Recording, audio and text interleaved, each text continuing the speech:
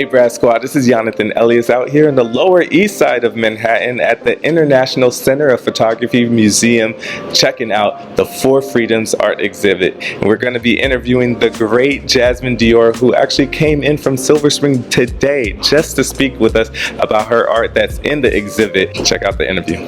So tell me about the Four Freedoms. Four Freedoms is a platform that uses art to kind of talk about a lot of civic issues. It really just provides a space for dialogue, to talk about really pointed issues, anything from race to like civic engagement, civic duty. Four Freedoms was created by an artist who I am really a huge fan of, Hank Willis Thomas. This work obviously I think speaks to a lot of different things, and so they had created this call for artists, and they had a bunch of people kind of send in work that spoke to the idea of freedom from fear. And so I really felt like with the work that I was doing, it could really fit into that. So who and what inspires your work? Yeah. Ooh.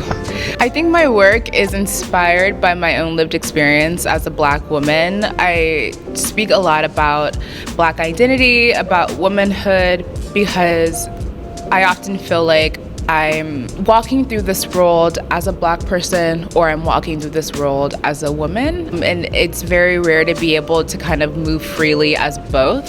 A lot of my work stems from protest and Black life and Black death, and so there's just like so many things, but really it just comes from a place of expression. It's a very important outlet for me to be able to do that. And I do want to say I appreciate you for doing that. I do want to ask, do you know anybody, or have you ever been affected by police brutality? Yeah, so I am very lucky to not have had any personal experiences with police brutality. It still affects me the same. I think it's really scary to feel like you aren't able to move through this world freely, like to be able to like be in a space to exist without fear of confrontation.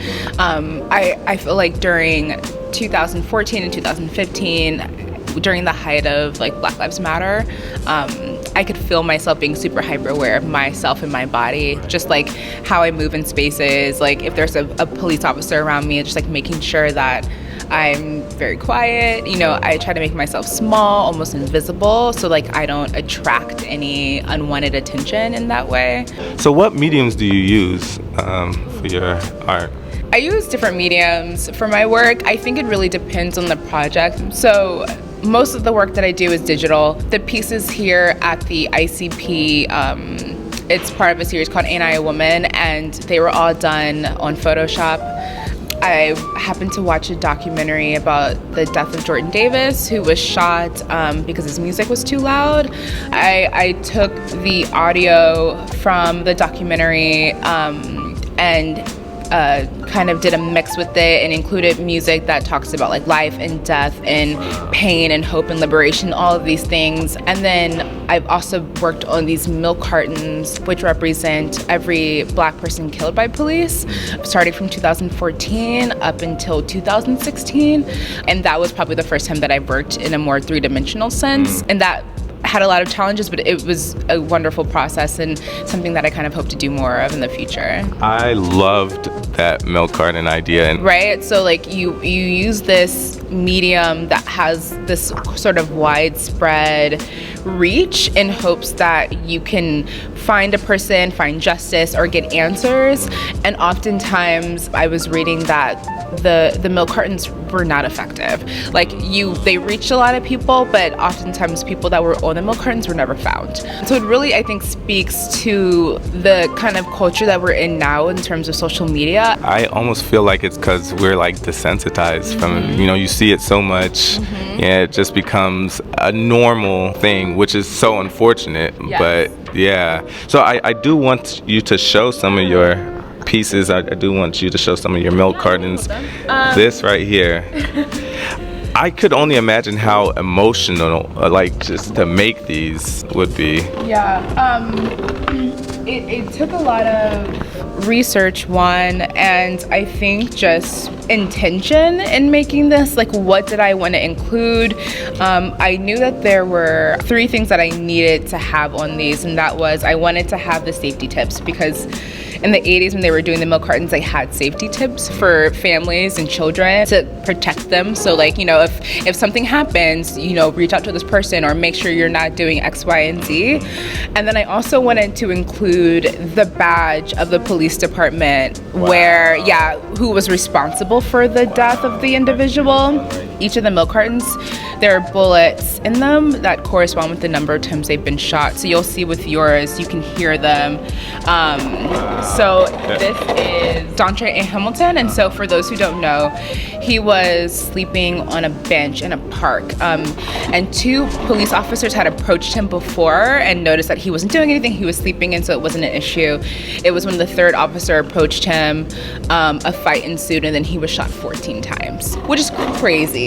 I do want you to read real quick the safety tips. Okay. These safety tips, like when I started reading it, I was like, wow. Okay, I do just want to start by saying that a lot of these came from the activity or action that the person was doing when they were killed. And that's where I got it from. I could tell. Yeah, so it says safety tips. Always be aware of your surroundings. Avoid carrying a wallet, playing with toys, using a cell phone, eating candy, shopping or standing at stores of any kind, talking, driving, riding a bike, playing music too loud, holding CDs, tobacco products, or prescription bottles, wearing hoodies, making sudden movements, walking in the dark, walking in a group, walking alone. I mean, I was creating these because I needed an outlet. I needed to be able to kind of speak to speak to these things that were happening. I did not intend for that to happen.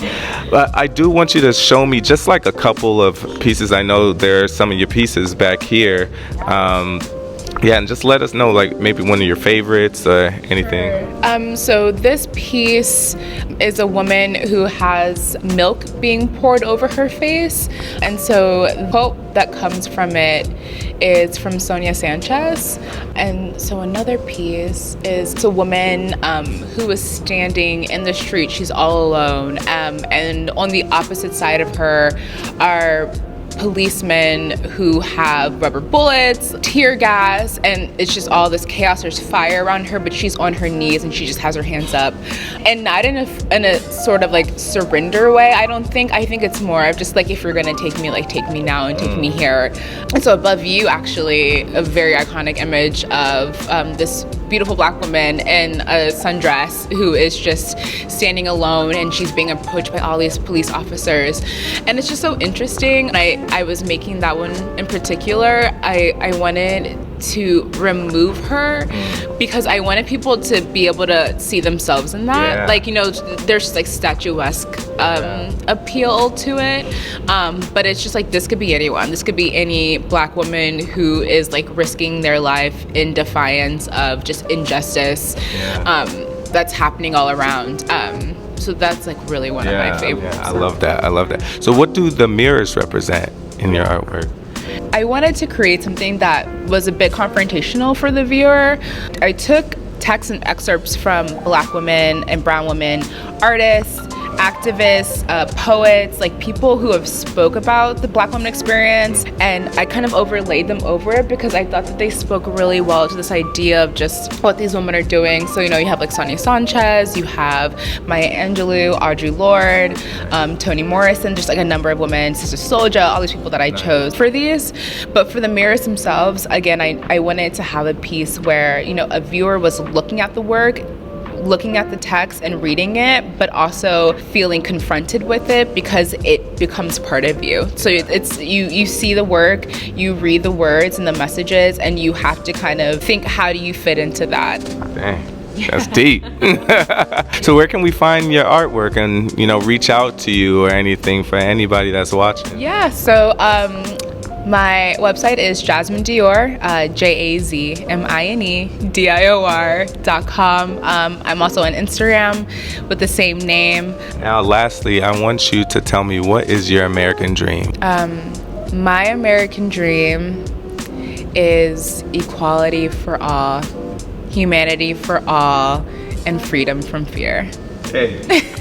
Beautiful. Thank you so much. This was awesome. Thank you so much. Yes. Y'all better check her out, man. Please do.